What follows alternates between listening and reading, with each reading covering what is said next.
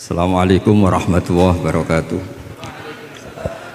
Bismillahirrahmanirrahim. Allahumma shalli wa sallim barik ala sayyidina Maulana Muhammadin wa ala alihi washabihi ajmain amma ba'du.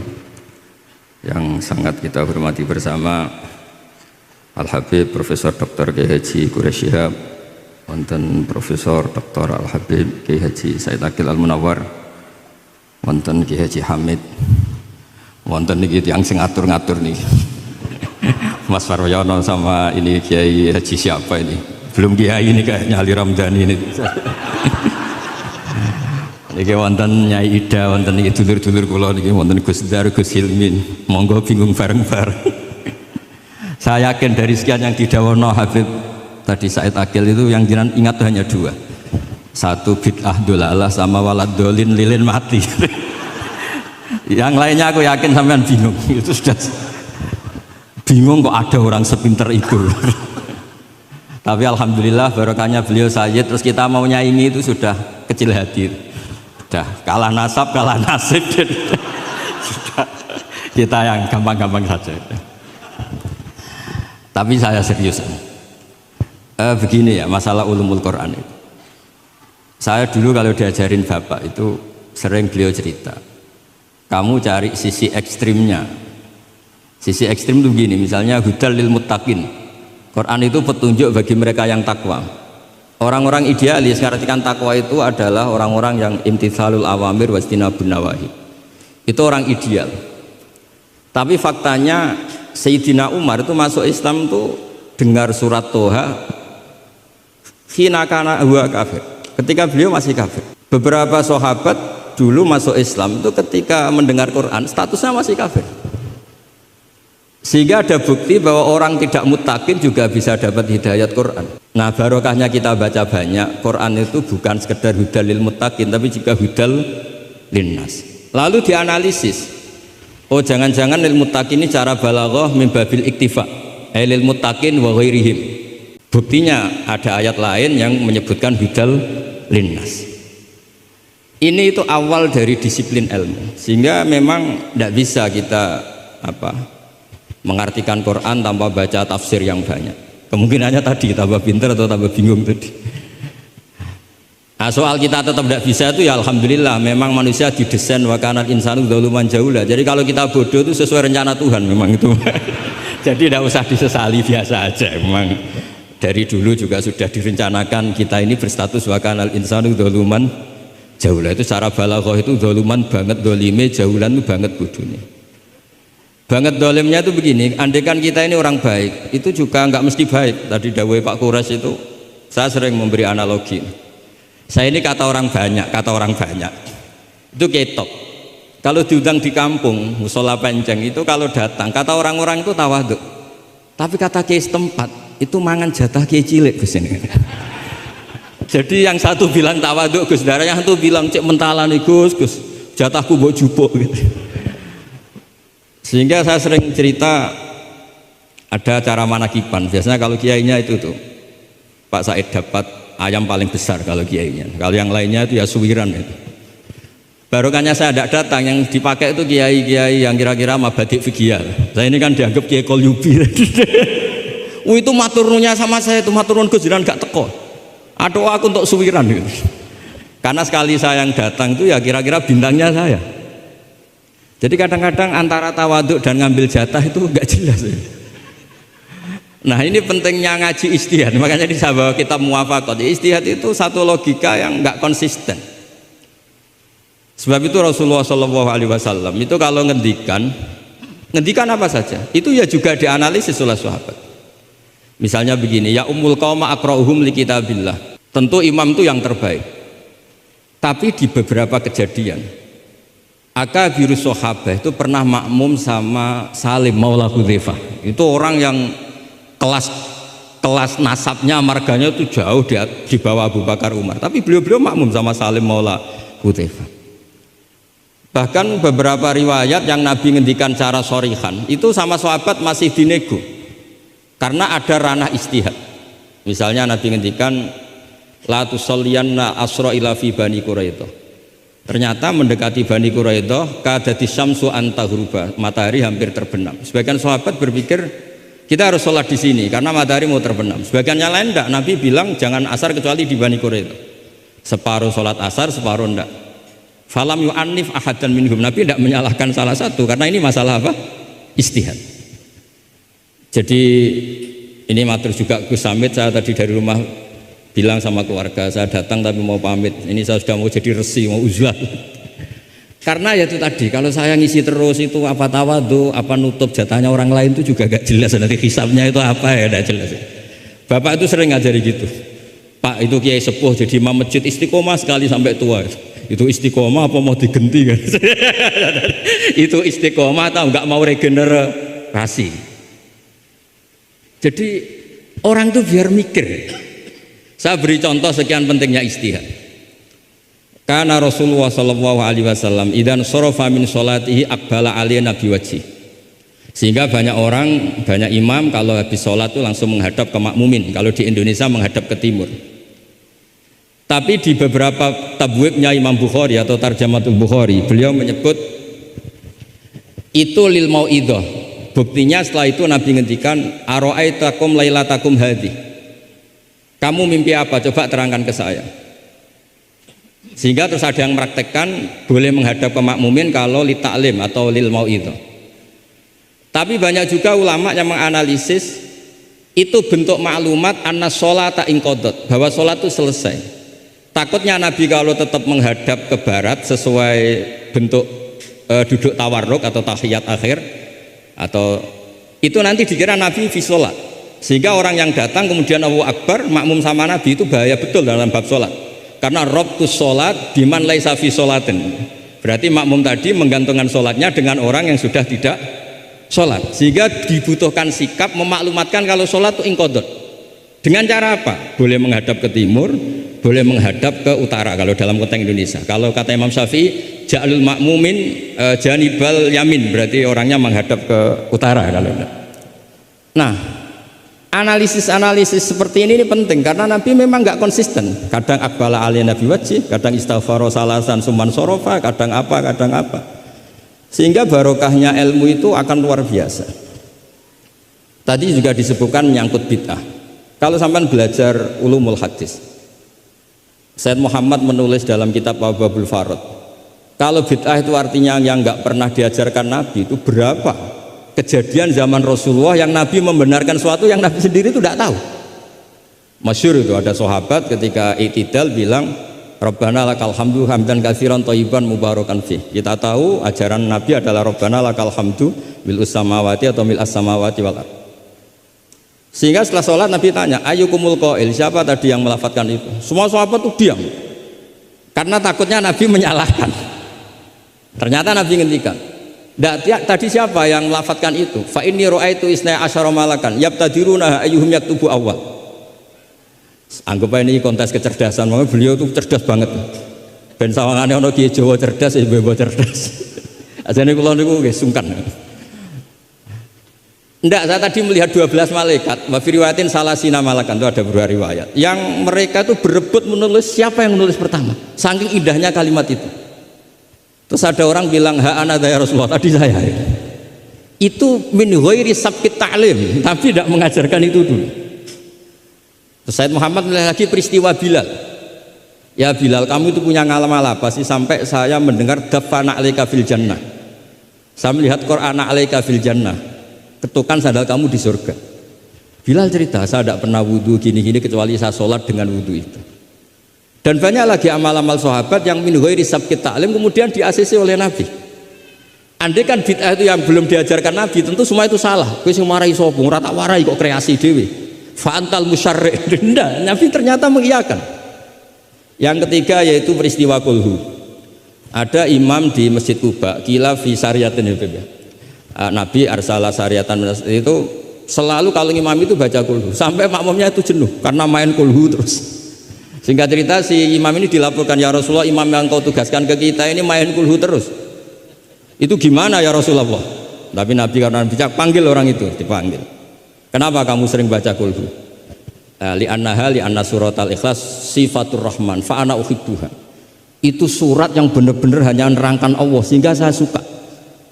Kalau surat lainnya itu kan surat proposal, Misalnya Anda bilang uji budak watadai terus dongo.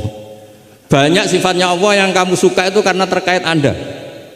Kalau ini enggak ada yang terkait kita, murni tentang Allah, sehingga saya suka. Makanya disebut suratul Ikhlas. Kalau Anda baca Ar-Rahman mesti terus hanya irhamna. Anda baca Ghafur terus ighfir lana. Jadi kepentingan Anda langsung diungkapkan. Apalagi yang Al-Mujib, wah langsung kemana-mana hajatnya disampaikan semua. Kamu yang punya utang, Allah yang kamu libatkan gitu. Ya kan? Kamu yang ingin wayah, Allah kamu libatkan, ya Allah.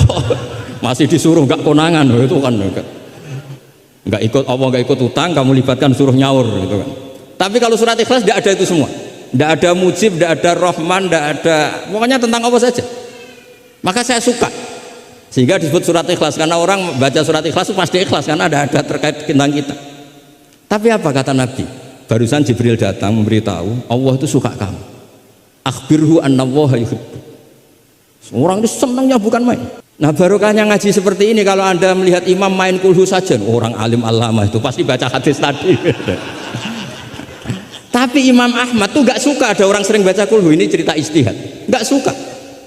Beliau dikasih tahu ini kampung ini sering baca Yasin, kampung ini sering baca kulhu. Marah besar Imam Ahmad.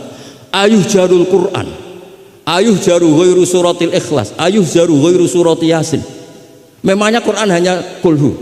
Kamu ridho kalau Quran lainnya gak dibaca? Kamu ridho kalau surat lainnya gak populer, yang populer Yasin terus? Lam yakun se'unnal Quran mahjura, gak boleh Quran jadi mahjur, harus dibaca semua. Ya tapi kan kaidah kita ada saja ulama yang mengatakan malaidroku kullu, laidroku kullu, kalau tidak bisa semua ya kullu. Nah ya istilah-istilah ini yang bikin kita ini ya seneng, ya kadang mangkel gitu, karena ya mangkelnya itu kok mereka yang ulama tidak kita itu ya kadang-kadang mangkel itu. Ya mangkal seneng gitu. Saya itu pengagum kitab usul karena mbah saya itu al-usul. Yang saya seneng ya tadi logika yang dibangun. Tapi saya pastikan al-usuli ini diantara kaidah terakhirnya itu at-takmil idza ada lil asli bil ibtal lam yu'tabar. Jadi at-takmil idza ada lil asli bil ibtal lam yu'tabar. Sehingga kiai-kiai Jawa itu kalau misalnya negur orang sepuh, saya sering diceritani kiai-kiai kampung itu ada orang sujud tuh gini, Beb. Setelah ditegur, Mbah kalau gini lebih sah. Enggak membenari peci malah paginya enggak sholat lagi. Jadi makanya kiai Jawa itu malas negur karena jadinya enggak dibenahin, jadinya enggak sholat. Jadi itu masuk kaidah at-takmil idza ada lil asli bil ibtal lam yu'tabar. Jadi kalau dipaksakan ideal itu malah al-aslunya hilang. Makanya kitab ini yang saya baca, kitabnya Imam Syatibi. Asy-Syatibi itu ada dua, ada Asy-Syatibi al-Usuli, ada Asy-Syatibi yang al-Muqri, yaitu yang ngarang Firzul Amani itu ya. Nah itu ini nanti saya baca beberapa kaidah dalam ulumul Quran. Jadi ijtihad itu tidak bisa tidak benturan. Saya sering cerita di mana-mana. Dulu Imam Syafi'i itu pengagum kemiskinan karena kalau orang miskin itu tidak ada hisabnya. Oh senangnya bukan main dengan miskin, selain faktanya miskin, senang tapi dengan orang miskin karena ada hisabnya. Setelah ngaji sama Imam Malik, beliau tanya, siapa orang yang selevel jenengan ya Malik? Ya dulu ada Imam Abu Hanifah, sekarang sudah wafat, tapi ada muridnya namanya Muhammad bin Hasan Asy-Syaibani. Setelah beliau datang, Muhammad bin Hasan Asy-Syaibani itu kalau ngitung emas itu di meja tamu, ngitung uangnya di meja tamu banyak. Imam Syafi'i itu ngelus dodo, orang sealim ini kok kedonyan ya.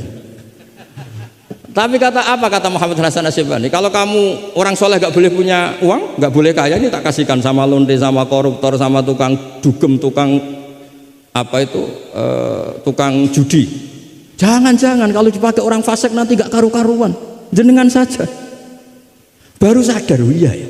Kalau yang orang soleh kere semua, yang fasik kaya, berarti ada syauqatu dzalim ala soleh. Ada syauqatu dzalim, kayak apa bahayanya? Ada saltonatul fasik ala soleh. Semenjak itu Imam Syafi'i itu tuh sampai fatwa berlebihan. Orang Islam yang bisa kaya kok miskin haram. Kuat beli Alphard kok beli carry tua haram, terus berlebihan. Kalau Gus Ilmi kuat jabat kok enggak haram. Pokoknya terus ekstrim.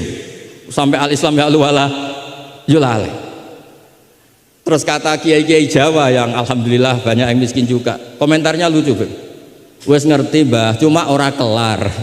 Artinya punya selera kaya itu kita sudah punya, jangan haramkan, semuanya tahu kok. Cuma nggak mampu, jadi ojo salah no. Tapi barokahnya itu Imam Syafi'i menjadi tahu bahwa bukan sekedar ahyini miskinan wa amitni miskinan, tapi Nabi juga pernah ngendikan nikmal malu soleh lil maris soleh. Bahkan Imam Syarani ngendikan, kamu murid-murid saya harus jadi orang kaya. Kenapa Imam Syarani? Bukan karena kita disuruh zuhud, nanti kamu kebingungan baca ayat ini, terus beliau baca anfiku gitu. Artinya kalau kamu miskin pas baca anfiku mimma razaqnakum kamu bingung karena kamu nasibnya yunfakun. Qurannya itu yunfikun bukan yunfakun. Yunfikun itu memberi bukan diberi. Jadi itu istihad. Maksudnya ini istihad. Jadi istihad itu sesuatu yang harus kita buka. Ya seperti inilah. Saya tidak tahu ini Gus Samit ngundang saya ini apa ganjaran apa enggak. Kalau melihat seneng orang alim, silaturahim ya ganjaran. Tapi kalau tanyakan santri saya yang sekarang mungkin baru sorogan sama saya, ikhya apa? Ganggu saja pondok kerapia. Tidak tahu nanti yang didengar Allah itu komennya yang di sana dianggap sini pengganggu. Apa yang didengar Allah itu silaturahim dengan keluarga kerapia. Tidak tahu saya. Kulun muhtamilun. Kalau di mu'in wa fihi nadhurun. Supaya ya ini masalah istihad. Enggak bisa. Kata Imam Abu Hasan Asyadili fi mukasyafatihi, beliau ketemu Nabi Muhammad SAW, satu ketemu Nabi Nuh. Kata Nabi Muhammad gojolek Nabi Nuh, andaikan kamu tahu anna fi aslabil kuffar man saya'budu wa la yusyriku bihi syai'an, kamu tidak akan mendoakan mereka la tadzar alal ardi minal kafirina dayar. Nabi ketika dihujat kayak gitu di Abdul Yalil di Taif, itu kan sampai Malaikatul Jibal bilang, kalau kamu mau Muhammad, kalau kamu mau ya Rasulullah, mereka akan saya habiskan. Apa kata Nabi? Bal arju ayyukhrijallah min aslabihim ma ya'budu wa la yusyriku bihi syai'an. Mungkin bapaknya belum iman, tapi nanti anak-anaknya iman. Kita tahu kan Abu Lahab punya anak Darro, Abu Jahal punya anak Ikrimah, Walid yang kayak gitu getol Nabi punya anak Khalid. Kayak apa sabarnya Nabi, Kak? Seperti sabarnya kiai-kiai di Indonesia.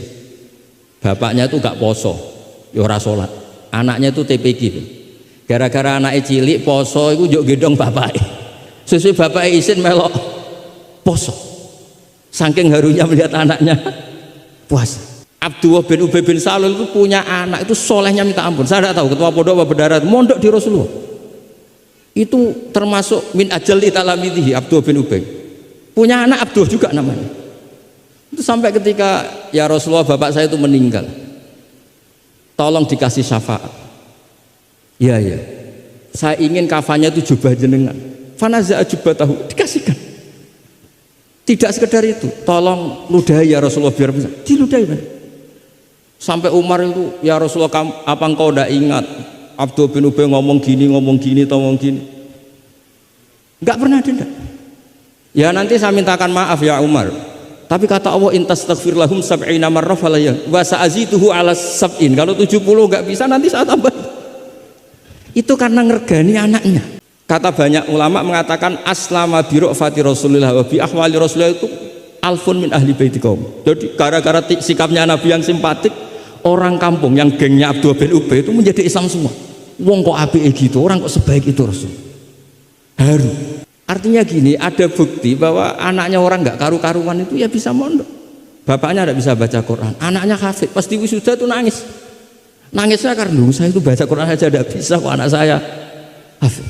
Nah, roja ini loh yang menjadikan kita semangat, tetap nggak frustasi nyai di Indonesia. Karena Nabi ketika melihat kafir harbi saja, Nabi tetap menghentikan bal arju. Saya berharap ayyukhrijawah min aslabihim ma ya'budu wa la yusyriku bihi syai'an. Nah ini sekaligus supaya saya di sini ada gunanya. Andai kan undangan ini salah juga sebagai kafaroh, Gus Hamid kafaroh semuanya. Saya baca muwafaqat karena saya pernah virtual sama beliau nerangkan usul fikih. Saya juga bingung kayak dua orang yang ngatur saya ini. Tapi saya senang sama usul fikih. Saya baca semoga ini barokah sekaligus saya minta ijazah sama Habib Said Aqil Al-Munawwar. Di antara cara ulama mensifati Rasulullah Shallallahu Alaihi Wasallam itu diantara cara madh Rasulullah itu begini. ba'asahu seterusnya, terus bimillatin hanifiyatin. Terus beliau ngendikan tahdil kafah fahiman wa ghubiyah. Jadi agama ini tahdil kafah fahiman wa ghubiyah wa tarfuku bijami'il mukallafin muti'an wa asiyah. Itu ketika saya tarik muti'an wa asiyah itu gimana? Bagaimana millah, hadil millah ini bisa tarfuku bijami'il mukallafin muti'an wa asiyah. Nabi kayak apa? Cerita orang baik yang ideal, yang melakukan imtitsalul awamir wastinabun nawahi. Tapi Nabi juga ngendikan syafaati li ahlil kabair min ummati. Kayak apa Quran mengajarkan kita kebaikan yang ideal? Wa ibadur rahmanil ladzina yamshuna 'alal ardi hauna wa idza khatabahumul jahiluna qalu salama wal ladzina yabituna li rabbihim sujadan wa qiyama wal ladzina, itu ideal. Ada lagi yang ideal disebutkan muhsinin itu apa? Alladzina yunfikuna fis sarra'i wad dharra'i wal kadhiminal ghaidha wal 'afina 'anil nas, seterusnya. Tapi Allah juga ngendikan qul ya ibadiyalladzina asrafu 'ala anfusihim la taqnatu mir rahmatillah. Mereka yang asrofu Allah masih manggilnya ya ibadihi, hamba-hambaku, kamu kesini, anibu ila rabbikum aslimulah. Kayak apa? Hadhil millah tarfuku bijamil mukallafin muti'an wa asiyah. Sehingga Nabi ngertikan mangqala la ilaha illallah jannah wa in zana in sarqa wa in zana in sar. Itu kebetulan yang tanya itu Abu Dzar. Abu Dzar itu orang yang fikihnya itu ekstrim. Malah yang didhawuhi Nabi wa in zana wa in sarqa sampai tanya lagi, ya Rasulullah tenane. Kebetulan Nabi pas itu bangun tidur. Iya, darab wa in zana wa in sarqa sampai 3 kali. Saking Nabi itu karena beliau bantah terus sampai Nabi ngendikan ala rohmi anfi Abi Dzar. Oh dasar terang ora paham-paham. Abu Dzar terus bilang wa in rohima anfu Abi Dzar. Meskipun begitu saya puas karena sudah mengkonfirmasi sampai 3 kali. Sehingga dalam kenangannya Ka'bul Ahbar dalam kitab Khilyatul Auliya ketika cerita manaqibu Ka'bil Ahbar. Ka'bil Ahbar ini orang ahli kitab yang maunya Islam itu terlambat karena nunggu data itu kurang 1 menurut dia. Di kitabnya dia itu kan masyhur itu Al Hadits Tsani an Yasar bin Atha an Ka'bil Akbar qala alamani abi Taurata illa sifran wahidan kana yahtimuhu wa yudkhiluhu sunduq falamma mata abi fatahtuhu fa idzan fihi nabiyyun yakhruju akhir zaman maulidu bi Makkah wa hijratu bil Madinah wa sultanuhu bisyam. Ka'bil Akbar itu tahu Rasulullah itu maulid Makkah ini sudah benar, wa hijratu bil Madinah sudah benar, tapi beliau tidak menangi ada sultanul Islam bisyam. Sehingga cara beliau data ini kurang 1. Ketika Futuhat Umar menaklukkan Syam dan Islam di Syam menjadi sultanah, menjadi sultan wa sultanuhu bisyam. Singkat cerita dia akhirnya masuk Islam dengan data yang seketat itu. Akhirnya dia jadi penasihatnya Umar bin Khattab masyhur. Ketika di antara yang diceritakan beliau adalah yalumunani ahbaru Bani Israel. Saya ini ketika ketemu orang-orang ulamanya Bani Israel sering dicibir, disalahkan. Annani dakhaltu fi ummatin farraqahum awalan summa jama'ahum. Nah, ini saya ini dikritik, disalah-salahin sama ulama Bani Israel karena saya ini masuk satu komunitas yang gaya pertamanya kayak ada kelompok-kelompok, ada faksi-faksi. Tapi summa jama'ahum, pada akhirnya jadi satu. Terus beliau baca kitab, baca Quran tadi, summa awrasnal kitab alladzina istofaina min ibadina, tadi yang dibaca Profesor Kures. Faminhum dzalimun li nafsi. Gayanya kita ini kita dibagi, ada yang dzalimun li nafsi, wa minhum muqtasid, wa minhum sabiqum bil khairati biidznillah. Tapi kata Nabi, haula kulluhum bimanzilatin wahidah wa kulluhum fil jannah. Tapi ternyata 3 orang ini semuanya di surga. Yang ngajari Quran lelaki sama lelaki, perempuan sama perempuan itu ya fil jannah. Tapi kalau di kampung-kampung itu gurunya itu perempuan cantik, ya ada ustadz lelaki, ya agak kepikiran juga. Itu kalau diharamkan tidak jalan, dihalalkan fitnah. Tapi barokahnya agak-agak semu-semu ini yang bisa baca Quran di situ banyak. Ikutnya partai wa akharuna atarafu bidunubihim khalatu amalan sholihah wa akhara sayyi'ah. Jadi, nah ini cerita saja, nanti bisa ditasih sama beliau. Intinya kalau kita ngaji itu tadi, kita kata Sayyid Muhammad yang paling masyhur, li'annal insan kullamat tasa'a fikruh qalla inkaruhu 'alan nas. Jadi al insan idza tasa'a fikruh qalla inkaruhu 'alan nas. Jadi tadi misalnya ada kiai besar diundang di kampung-kampung terbelakang nggak mau, jangan katakan sombong. Itu tidak membunuh pasaran kiai kampung. Yang datang puji tawaduk, yang nggak datang puji ngasih job, kan enak kan? Semuanya benar. Semuanya apa? Loh, saya kalau bilang Kemenak tidak datang karena ngasih jatah jenengan-jenengan ini. Kalau saya datang bisa macet ini. Ya ini sekaligus minta ijazah saya baca mukadimahnya supaya. Nah ini banyak keluarga saya sama dari keluarga Lasem. Ini saya baca ilmu usul fikih saya supaya semuanya dapat ijazah dari Habib Said Al-Akhir Al-Munawwar. Bismillahirrahmanirrahim. Fahiya tahmilul jamma al-ghafir dhaifan wa qawiyya. Jadi agama ini menanggung orang yang dhaif juga orang yang kuat. Yang kuat diwajibkan zakat, yang dhaif sebagai mustahik zakat. Artinya apa? Agama ini semuanya diuntungkan. Terus muti'an wa asiyat. Terus wataku tuhum bi khazaimihim min qadan wa abiyya wa tusawwi bainahum bi hukmil adli syarifan wa daniyya wa tubawi uhamilaha fid dunya wal akhirati makanan aliyya wa tudrajun nubuwatu baina jambaihi wa illam yakun nabiyya wa tul bisu al muttasifa biha malbasan saniyya hatta yakuna lillahi waliya. Ini kata beliau, orang yang ilmunya cukup itu kata beliau dijamin hatta yakuna lillahi waliya. Karena tidak ada orang yang syafaqah sama umatnya Rasulullah SAW kayak orang alim. Saya tuh sering dikomplain sama orang-orang idealis. Kalau ada tetangga saya mati yang tiap malam lihat TV ngorok, habis itu bangun subuh, sudah subuh gak jamaah. Itu kan, Gus kenapa anda muji suami saya itu orang baik, padahal malamnya tuh mesti lihat TV ngorok tidur. Ya itu kan orang baik. Selama ini kan hanya dibilang dia tarokat tahajud, dia taroka qiyamal lail. Kalau saya bilang huwa tarokal ma'asiya kullaha, karena tidur tadi. Susahnya apa sih husnudzon itu? Memang gara-gara gaya dia begitu kan tarokat tahajud, wa taroka qiyamal lail. Tapi juga harus kamu ingat wa taroka dugem, wa taroka kada wa kada. Karena yang dikatakan taat itu tarkul manhiyat. Orang yang taatnya pas-pasan tarkul manhiyat pakai terjaga itu kepikiran. Misalnya ada dangdutan atau ada tontonan apa, lihat dak. Tapi kalau tidur kan bangun sudah selesai. Makanya ada wa min ayatihi manamukum billaili wan nahari. Kata Imam Ghazali, hatta inna khaira ibadatim an-naum. Suatu saat zaman akhir ibadah terbaik itu tidur. Karena kalau bangun ngayal, ketemu orang hasut, ribet. Tapi kalau tidur kan enggak. Lu tidur tuh hebat. Kenapa tidur itu menjadi keramat? Ru'yal anbiya wahyun. Kalau tidak nabi, ru'yal mu'min itu juz'un min sittatin wa arba'ina juz'an minan nubuwah. Itu ada ulama nganalisis gini, kenapa tidur itu objektif? Orang tuh kalau terjaga itu otaknya kan pakai versi Allah itu diajari. Bayangkan jadi kiai besar terus semua orang hormat. Bayangkan kiai besar semua orang tunduk, istrinya banyak, taat semua, rukun semua kan ngayal-ngayal. Terus presiden semua, apa pokoknya ngayal-ngayal. Allah itu diatur kayak dunia miliknya. Surga juga diatur, dia masuk surga yang ini kayak tadi kata milik banyak. Tapi kalau orang tidur itu kan nol. Dia tidak punya ikhtiar sama sekali. Nah barokahnya tidak punya ikhtiar sama sekali ini, kalau Allah mau ngasih ilham atau busyra itu orisinil. Makanya saya ini jarang wiridan habis sholat, tapi kalau sama tidur tuh wiridan saya banyak. Ini bukan pamer, bukan. Saya sampai apal doa mau tidur.